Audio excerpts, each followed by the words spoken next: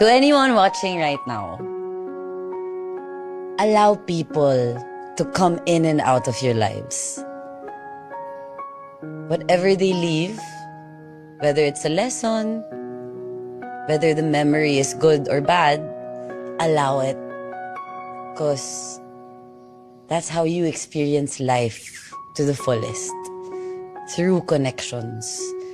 Don't ever be afraid na dapat some people, kasi it's so easy to take full control, to want to, na every relationship, hold on to it, kailangan magstay.